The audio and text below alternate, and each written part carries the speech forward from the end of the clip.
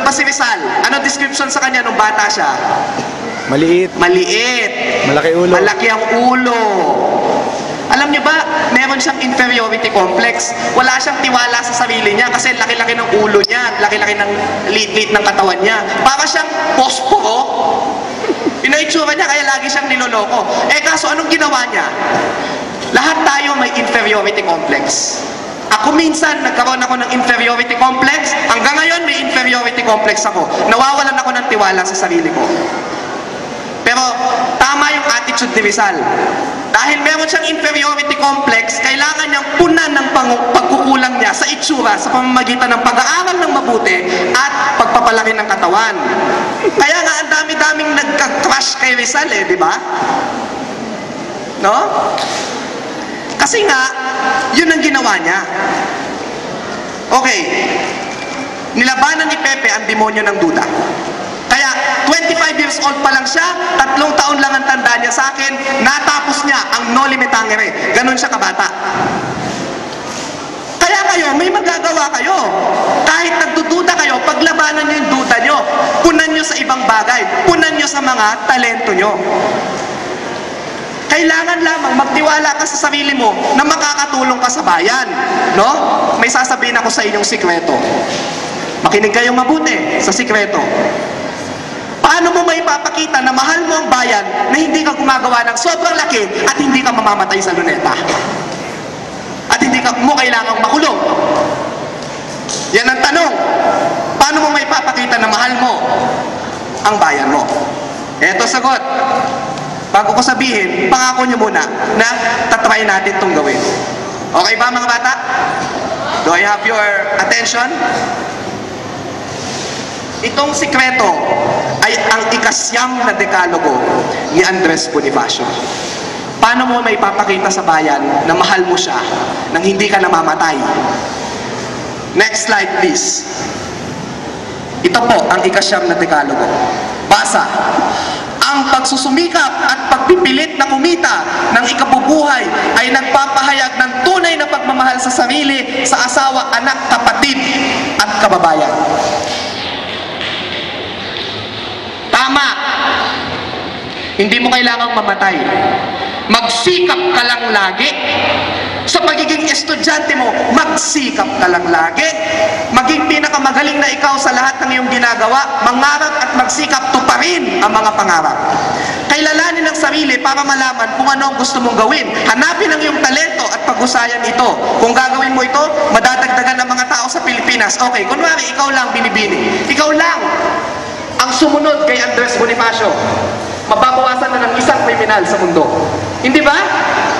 Ibang difference na yun. Kaya, kung gagawin mo ito, mababago mo ang Pilipinas. Nag-iisa lang ako. Paano ko babaguhin ang Pilipinas? Alam ko yan ang sasabihin mo sa akin. Parang wala nang lunas ang problema natin. Ang laki-laki. Ito ang sagot ko dyan. Simulan mo, mga bata, simulan mo sa iyong sarili.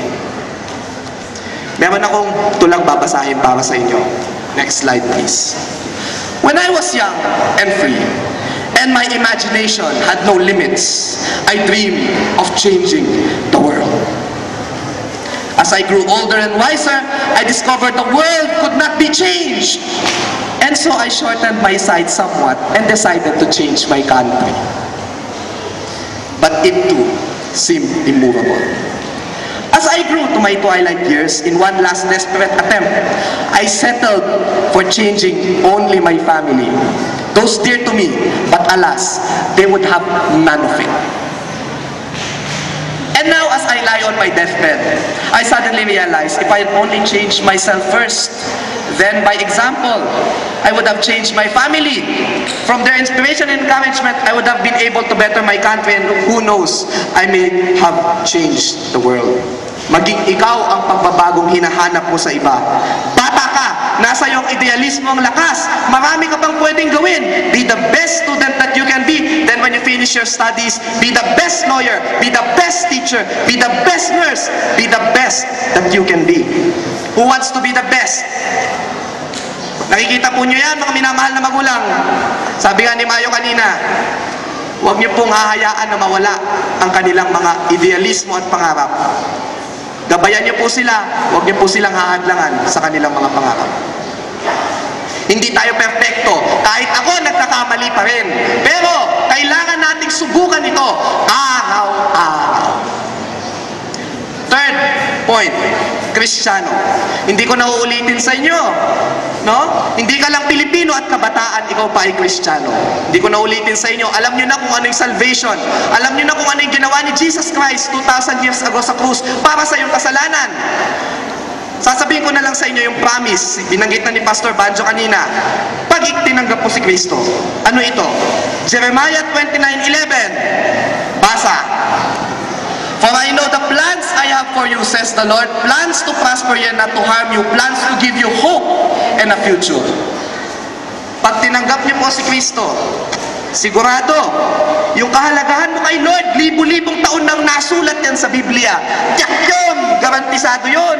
Ang iyong kinabukasan ay maganda. Promise po yun eh. No? Magkumilos ka, magsikap ka, abutin mo ang pangarap mo. Nasa likod mo, si Lord. Huwag kayong matakot. Tapos, magsimula ka habang bata ka pa. Habang nasa iyo pa yung lakas. Basa, Ecclesiastes 12:1. Remember your Creator in the days of your youth, before the days of trouble come. Ngayon niyo po simulan, mga bata, ang pagbabago. Bakit ang Pilipino sa kabila ng problema nakangiti? Bakit kahit sa dami ng digmaan at paghihirap na dinanas natin, nakatayo pa rin tayo? Dami yung problema, pero nandito pa rin tayo. Hahayaan kong si Bamboo ang sumagot dyan. Kilala si Bamboo? Okay. Next slide. Sinisid ko ang dagat, nilibot ko ang mundo, nasa puso ko pala, hinahanap kong kulong. Ilang beses na akong muntikang mamatay. Alam ko ang sekreto, kaya't andito at buhay. Sabi nila, may anting-anting ako, pero di nila alam na Diyos ang dahilan ko. Yun po ang sagot. Diyos ang dahilan kung bakit ang Pilipino nakatayo pa rin. Amen?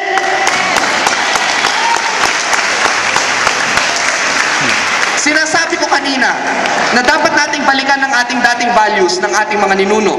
Wala nang iba pang pinakamagandang paraan sa pagbabalik dito, kundi ang pagpapanatili ng ating pananampalataya bilang Kristiyano na nagturo, Panginoon mismo nagturo ng kagandahang loob at malinis na kaluluwa. Kung gusto niyong bumalik tayo sa dati nating kadakilaan, maging mabuti tayong Kristiyano. No? Sinasabing kaya madaling tinanggap ng Pilipino si Kristo dahil nakita na nila ang kanilang sarili sa Kanya. Ayon nga kay Pedro Paterno, may mga elemento ng Kristiyano ang dating pananampalataya ng ating mga ninuno.